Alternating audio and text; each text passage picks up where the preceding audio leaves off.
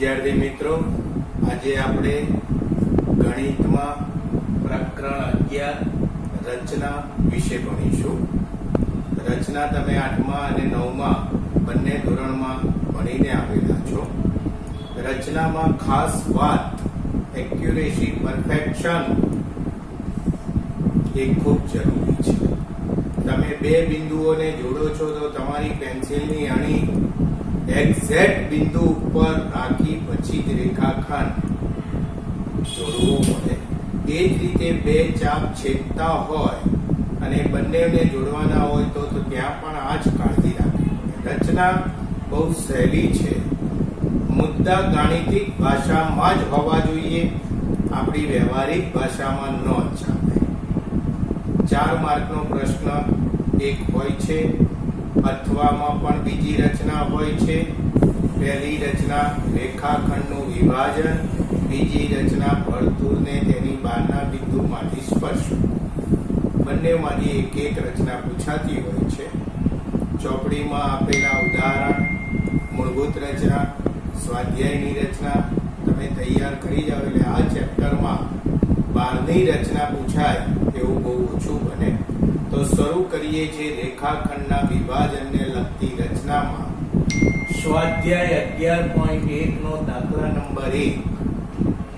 7.6 centimetre લંબાઈનો રેખાખંડ દોરી તેનું 5:8 ગુણોત્તરમાં વિભાજન કરો. બંને ભાગમાં. હવે તમારે સૌ પ્રથમ માપપટ્ટી એટલે ફૂટપટ્ટીની મદદથી 7.6 સેમી લંબાઈનો રેખાખંડ એવી રચવાનો. જે પહેલો મુદ્દો જે આપેલું છે તમને. હવે તમારે આ રેખાખંડના કોઈ એક અંત્ય બિંદુ A અથવા B પૈકી કોઈ એક અંત્ય બિંદુ, મેં અહીંયા બિંદુ A પસંદ કર્યું તો બિંદુ A આગળ લઘુકોણ રચે તેવું કિરણ AX રચવાનું, જે મુદ્દો અહીંયા મેં લખેલો છે. હવે આ કિરણ AX પર અહીંયા 5:8 એટલે 5+8 બરાબર 13 થાય. તો એ 13 એકરૂપ ચાપ મારવાના, જેના માટે અનુકૂળ માપની ત્રિજ્યા પસંદ કરવાની. એને કેન્દ્ર ગણવાનું એટલે પરિકરને એ ઉપર મૂકી પહેલો ચાપ, પછી પહેલો ચાપ જે મળ્યો ત્યાં પરિકર મૂકી બીજો ચાપ. આ રીતે ક્રમશઃ 13 ચાપ મારવાના, જેને અનુક્રમે A1, A2, A3 ડેશ એ 13 એવો નંબર આપો. એટલે અહીંયા લખેલું છે કે AX પર AA1 બરાબર A1 A2 બરાબર A2 A3 બરાબર ડેશ એ બાદ A13 થાય તેવા 13 એટલે 5+8 બિંદુઓ A1 A2 ડેશ A13. ત્યાર પછી આ રેખાખંડનું જે બીજું અંત્ય બિંદુ છે એને આના અંત્ય બિંદુ A13 એટલે B A13 ને જોડી દેવાનું ફૂટપટ્ટી દ્વારા. હવે આપણને જે આ રેખાખંડ મળ્યો એને સમાંતર રેખાખંડ. તો એ રચના 9મા ધોરણમાં તમે શીખી ગયા કે આપેલા રેખાખંડને સમાંતર રેખાખંડની રચના કરવી હોય તો તમારે એકરૂપ ખૂણાની રચના કરવી પડે. તો અહીંયા મારે 5:8 એટલે પાંચમું બિંદુ અહીંથી જુઓ તો A5 છે, ત્યાં આગળ આને સમાંતર A5 માંથી પસાર થતી રેખા રચવાની છે. તો આ જેટલા માપનો અનુકૂળ માપની ત્રિજ્યા લઈ પરિકરને A13 ઉપર મૂકી અને આવો ચાપ મારવાનો. એટલી જ ત્રિજ્યા રાખવાની, A5 ને કેન્દ્ર ગણવાનું અને ચાપ મારવાનો. હવે પરિકરમાં તમારે આ બિંદુ અને આ બિંદુ વચ્ચેની ત્રિજ્યા, અંતર ત્રિજ્યા તરીકે એ પરિકરને અહીંયા મૂકી આ ચાપને છેદી નાખવાનો. આ જે છેદ બિંદુ મળ્યું તેને અને A5 ને જોડતો રેખાખંડ રચો એટલે એ આને સમાંતર મળે. જેનો મુદ્દો બિંદુ A5 માંથી BA13 ને સમાંતર રેખા દોરો, જે AB ને રેખાખંડ AB ને C માં છે. આ AC જેમ CB બરાબર 5/8 થાય, જેમાં AC ની લંબાઈ ફૂટપટ્ટી પરથી માપો એટલે 2.9 સેન્ટીમીટર અને CB ની લંબાઈ તમે માપો ફૂટપટ્ટી દ્વારા તો એ 4.7 સેન્ટીમીટર મળે છે. આ રીતે આપેલા રેખાખંડનું તમે વિભાજન મેળવી શકો. ત્યાર પછી સ્વાધ્યાય 11.1 નો દાખલા નંબર 2. સ્કેલ માપન 1 કરતા મોટો અથવા 1 કરતા નાનો. 1 કરતા મોટો ક્યારે હોય તો કે જે ગુણોત્તરમાં અંશ મોટો હોય ને છેદ નાનો હોય, તો સ્કેલ માપન 1 કરતા મોટો છે એમ સમજવાનું. અને જો આપેલા ગુણોત્તરમાં અંશ નાનો છેદ મોટો હોય તો તે સ્કેલ માપન 1 કરતા નાનો છે એમ સમજવાનું. બે વિકલ્પો છે આમાં. એક વિકલ્પ સમજો એટલે બીજો વિકલ્પ આવડે. પહેલા સ્કેલ માપન 1 કરતા નાનો હોય એટલે કે અંશ નાનો છેદ મોટો. જોઈ લો અહીંયા 2/3 અંશ નાનો છે છેદ મોટો છે એટલે એનો ગુણોત્તર 1 કરતા નાનો છે. એમાં આપેલો ત્રિકોણ ABC મોટો હોય અને માંગેલો ત્રિકોણ ABC નાનો હોય એ યાદ ખાસ કરવાનું.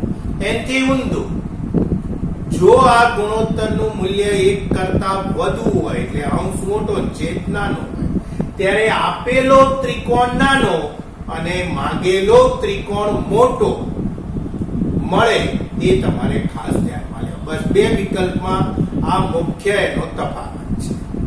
અહીંયા આપણે સ્કેલ માપન 1 કરતા નાનો હોય તેવી રચના લીધી છે, જે સ્વાધ્યાય 11.1 નો દાખલા નંબર 2. 4 સેમી 5 સેમી અને 6 સેમી બાજુવાળા ત્રિકોણની રચના કરો અને પછી આ ત્રિકોણની બાજુઓને અનુરૂપ તે બાજુઓથી 2/3 ગણી બાજુવાળા ત્રિકોણની રચના કરો. તો પહેલા અહીંયા ત્રિકોણ તમને જે રીતે માંગ્યો છે તે રીતે તમારે રચવો પડે. તો એમાં સૌથી મોટું માપ 6 સેન્ટીમીટર જે આડો રેખાખંડ લેવાનો. તો અહીંયા મેં 6 સેન્ટીમીટર નો આ રેખાખંડ લીધો. હવે ફૂટપટ્ટી પરથી 4 સેન્ટીમીટર ત્રિજ્યા પરિકર દ્વારા લઈ B ને કેન્દ્ર ગણીને ચાપ મારો. પછી 5 સેન્ટીમીટર આ જ રીતે ત્રિજ્યા લઈ C ને કેન્દ્ર ગણી અને આ ચાપને છેદી નાખો. બંને ચાપના છેદ બિંદુને A કહો. ફૂટપટ્ટી દ્વારા A ને B સાથે, A ને C સાથે જોડો એટલે આપેલો ત્રિકોણ ABC જે 4 સેન્ટીમીટર 5 સેન્ટીમીટર અને 6 સેન્ટીમીટર બાજુ વાળો તૈયાર થશે. જેમાં AB નું માપ 4 સેન્ટીમીટર, AC નું માપ 5 સેન્ટીમીટર, BC નું માપ 7 સેન્ટીમીટર. હવે આ જ રચનાનો આમાં ઉપયોગ થશે. અહીંયા તમારે અંશ અને છેદ પૈકી જે મોટી સંખ્યા હોય એટલા એકરૂપ ચાપ આ બિંદુ આગળ લઘુકોણ રચે તેવું કિરણ રચી તેની ઉપર એકરૂપ ચાપ મેળવવાનો. તો મુદ્દા ઉપર જઈએ. પહેલો મુદ્દો જે આપણે AB બરાબર 4 સેન્ટીમીટર, BC બરાબર 6 સેન્ટીમીટર અને AC બરાબર 5 સેન્ટીમીટર હોય તેવો ત્રિકોણ ABC રચો. હવે BC ના જે અર્ધતલ, એક ઉપરનું અર્ધતલ થયું ને બીજું નીચેનું અર્ધતલ, તો ઉપરના અર્ધતલમાં A છે તો એનાથી વિરુદ્ધ અર્ધતલ એટલે નીચેના અર્ધતલમાં ખૂણો CBX લઘુકોણ થાય તેવું કિરણ BX દોરો. હવે આ કિરણ BX ઉપર આ અંશ અને છેદ પૈકી મોટી સંખ્યા 3 છે તો 3 એકરૂપ ચાપ B1 B1 B2 B2 B3 થાય તેવા બિંદુઓ B1 B2 અને B3 મેળવો. હવે અહીંયા સ્કેલ માપન 1 કરતા નાનો છે એટલે ત્રિકોણ ABC ના C બિંદુને આના અંત્ય બિંદુ સાથે જોડી દેવાનું. એટલે B3C જોડો જે અહીંયા લખેલું છે અને પછી એને સમાંતર નાની સંખ્યા 2 તો અહીંથી બીજું બિંદુ B2 એટલે આને સમાંતર B2 માંથી પસાર થતી રેખા. હવે સમાંતર રેખા રચવાની એટલે એકરૂપ ખૂણાની રચના. તો અનુકૂળ માપની ત્રિજ્યા લઈ આ ખૂણો રચે તેવો ચાપ મારો. એટલી જ ત્રિજ્યા રાખી B2 ને કેન્દ્ર ગણીને આ ચાપ મારો. હવે આ બે છેદ બિંદુ છે એની વચ્ચેનું અંતર ત્રિજ્યા તરીકે લઈ પરિકરને અહીં ગોઠવી આ ચાપને છેદી નાખો. આ બે ચાપોના છેદ બિંદુને B2 સાથે જોડતો રેખાખંડ દોરો જે B3C ને સમાંતર થશે, જે BC ને C' માં છેદે. જે આ રહ્યું. હવે આ જ સમાંતર રેખાની રચના બીજી વાર. આ જે AC રેખાખંડ છે એને સમાંતર રેખાખંડ જે બિંદુ C' માંથી પસાર થાય.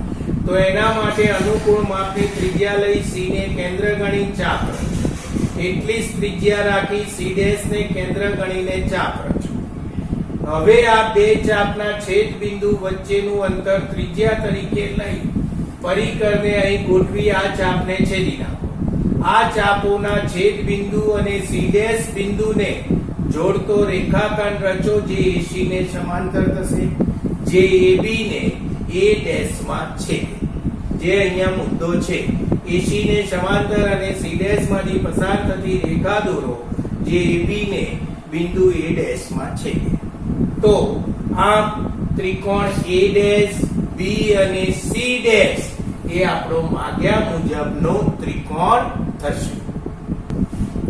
હવે આપણે વર્તુળના સ્પર્શકોની રચના જોઈશું. એના માટે સ્વાધ્યાય 11.2 ના કેટલાક દાખલાઓ. પૈકી સ્વાધ્યાય 11.2 નો પહેલો દાખલો 6 સેન્ટીમીટર ત્રિજ્યાવાળું વર્તુળ. એટલે ફૂટપટ્ટી પરથી પરિકર દ્વારા 6 સેન્ટીમીટર લંબાઈ લો. પરિકરને કાગળ પર મૂકી 6 સેન્ટીમીટર ત્રિજ્યાવાળું આ વર્તુળ જેનું કેન્દ્ર O છે તે મેં અહીંયા રચેલું છે.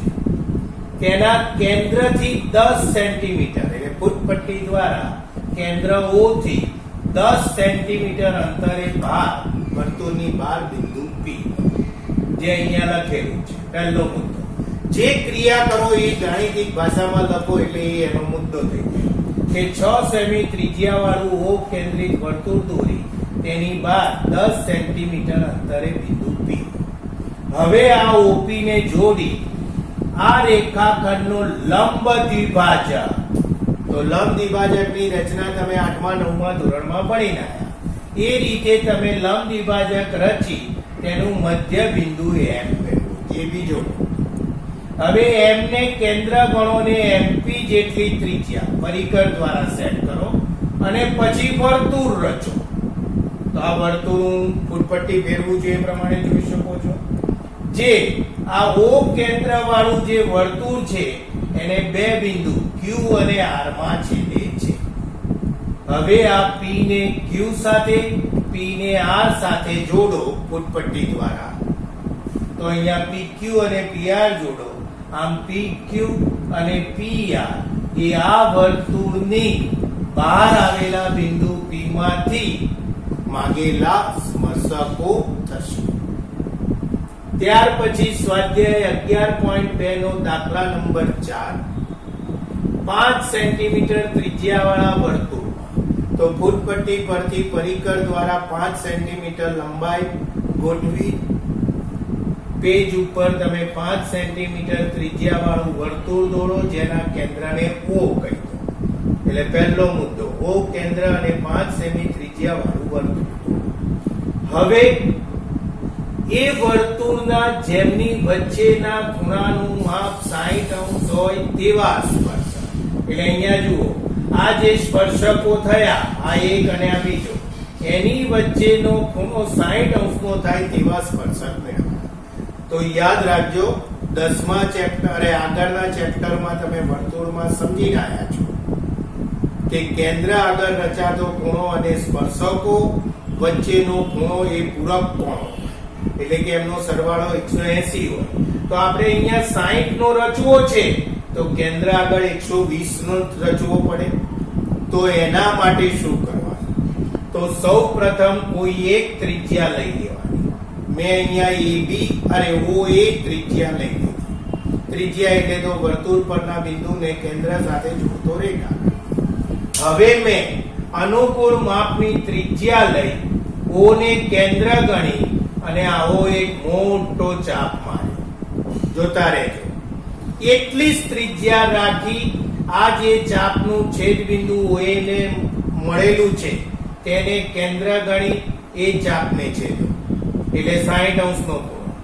એને કેન્દ્ર ગણી બીજી વાર એ ચાપને છેદો એટલે 60 ને 60 120 નો ખૂણો થયો.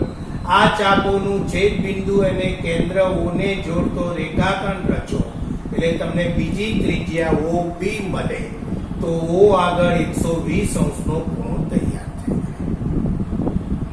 હવે તમે આગળ વર્તુળના પ્રકરણમાં ભણીને આવેલા છો કે વર્તુળના ત્રિજ્યાના વર્તુળ પરના બિંદુએ ત્રિજ્યાને દોરેલો લંબ એ સ્પર્શક થાય. તો આ ત્રિજ્યા જે OA છે એને લંબ રેખા, આ જે ત્રિજ્યા છે એને પણ લંબ રેખા રચવા. લંબ રેખા એટલે કાટખૂણો રચે, 90 અંશનો ખૂણો રચે તેવી. તો અહીંયા આપણે તેના માટે એ આગળ કાટખૂણો રચવો છે તો એને કેન્દ્ર ગણી અનુકૂળ માપની ત્રિજ્યા લઈને ચાપ મારી. એ જ રીતે એટલી જ ત્રિજ્યા રાખી આને કેન્દ્ર ગણીને આ ચાપને છેદ્યું. એટલી જ ત્રિજ્યા રાખી આ બિંદુને કેન્દ્ર ગણીને બીજી વાર આ ચાપને છેદ્યું. હવે આ બે ચાપ જે મળ્યા ત્રિજ્યા ક્યાંય બદલતા નથી. એટલી જ ત્રિજ્યા રાખી વારાફરતી આ બંને બિંદુને કેન્દ્ર તરીકે લઈ એક ચાપ આમ ને બીજો ચાપ આમ રચો. આ બંને ચાપોના છેદ બિંદુ અને એ બિંદુને જોડતી રેખા રચો. બસ આ જ ક્રિયા હવે B બિંદુ આગળ. અનુકૂળ માપની ત્રિજ્યા લઈ આવો એક મોટો ચાપ મારો. એટલી જ ત્રિજ્યા રાખી આ જે ત્રિજ્યાની આગળ છેદ બિંદુ મળ્યું એને કેન્દ્ર ગણી એ ચાપને છેદો. એટલી જ ત્રિજ્યા રાખી આ બિંદુને કેન્દ્ર ગણીને એ ચાપને બીજી વાર છેદો એટલે 60 + 60 120 એનો દ્વિભાજક એટલે 30 30 60 + 30 એટલે 90. તો હવે વારાફરતી આ બેને કેન્દ્ર, આ બે બિંદુને કેન્દ્ર તરીકે લઈ અને ચાપ મારો તો એક ચાપ આપ મળશે. આને કેન્દ્ર તરીકે લઈને ચાપ અથવા મળશે. આ ચાપોના છેદ બિંદુને B સાથે જોડતી રેખા રચો. આ બે રેખાઓ પરસ્પર C બિંદુમાં છેદે. આ ક્રિયાઓ અહીંયા હવે જુઓ કે O બીજો મુદ્દો, O કેન્દ્રવાળા વર્તુળમાં ખૂણો AOB 120 થાય તેવી બે ત્રિજ્યાઓ OA અને OB દોરો. A અને B બિંદુએ અનુક્રમે ત્રિજ્યા OA અને OB ને લંબ દોરો જે પરસ્પર C બિંદુમાં છેદે. આથી CA અને CB માંગ્યા મુજબના સ્પર્શકો છે જેમની વચ્ચેના ખૂણાનું માપ 60 અંશ છે. ત્યાર પછી ત્રીજી રચના સ્વાધ્યાય 11.2 નો દાખલા નંબર 7. બંગડીની મદદ લઈ એક વર્તુળ દોરો. હવે તમે બંગડી લઈને વર્તુળ દોરો એટલે એનું કેન્દ્ર તમને ન મળે. હવે વર્તુળના સ્પર્શકોની રચનામાં વર્તુળનું કેન્દ્ર હોવું જ જોઈએ. તો પહેલા આપણે એ વર્તુળનું કેન્દ્ર કેવી રીતે મેળવાય? તો બંગડીની મદદથી જે આ વર્તુળ દોરેલું છે જોઈ લો, તેમાં પરસ્પર બે જીવાઓ જે એકબીજીને છેદતી ન હોય તેવી પહેલા લેવાની. પછી એ નાની મોટી લો, સરખા માપની લો, ગમે ત્યાં. જો અહીંયા મેં બે જીવાઓ, એક જીવા AB અને બીજી જીવા મેં CD લીધેલી છે. હવે આ બંને જીવાઓના લંબ દ્વિભાજકો રચવાના. લંબ દ્વિભાજકની રચના તમે 8મા અને 9મા ધોરણમાં શીખી રહ્યા છો. તો અહીંયા AB નો લંબ દ્વિભાજક આ રેખા થઈ. એ જ રીતે રેખાખંડ CD નો લંબ દ્વિભાજક આ રેખા થઈ. એ બંને રેખાઓ પરસ્પર O બિંદુમાં છેદે છે. તો આ O બિંદુને વર્તુળનું કેન્દ્ર કહેવાય. તો આ રીતે પહેલા બંગડીની મદદથી દોરેલા વર્તુળનું પહેલા કેન્દ્ર મેળવવું પડે. બસ આ બે રચનાઓ કરતા જુદું આમાં આટલું જ છે.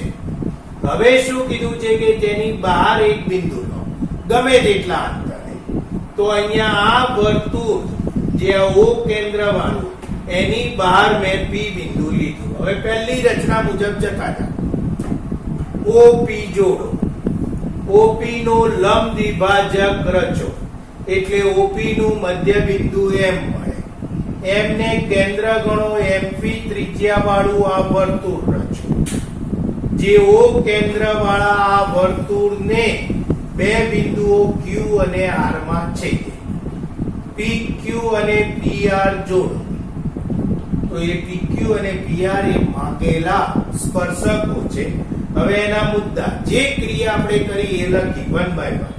વર્તુળમાં સમાંતર ન હોય તેવી બે જીવાઓ AB અને CD દોરો. AB અને CD ના લંબ દ્વિભાજક દોરો જે પરસ્પર O બિંદુમાં છેદે, જે વર્તુળનું કેન્દ્ર છે. OP જોડો અને તેનો લંબ દ્વિભાજક રચી તેનું મધ્ય બિંદુ M મેળવો. M કેન્દ્ર અને MP ત્રિજ્યા વાળું વર્તુળ દોરો જે O કેન્દ્ર વાળા વર્તુળને Q અને R બિંદુમાં છેદે. PQ અને PR દોરો જે માગ્યા મુજબના સ્પર્શકો છે. તો આ રીતે આ મૂળભૂત રચનાઓ જે આપણે સમજ્યા, જો તમને આવડે તો હવે તમે સ્વાધ્યાયની અને આપેલા ઉદાહરણની રચના જોશો તો એમાં થોડો કંઈક ફેરફાર હોય. જે તમે શીખીને આવ્યા છો તેવો જ ફેરફાર હોય. તો એ ફેરફાર પ્રમાણે તમારે રચના મૂળભૂત રચના આ રીતે દોરાય. આભાર. તો આ રીતે આખું ચેપ્ટર તમારા ચોપડામાં બે સ્વાધ્યાય, ઉદાહરણની રચના, મૂળભૂત રચના લખીને તૈયાર કરી દેવા.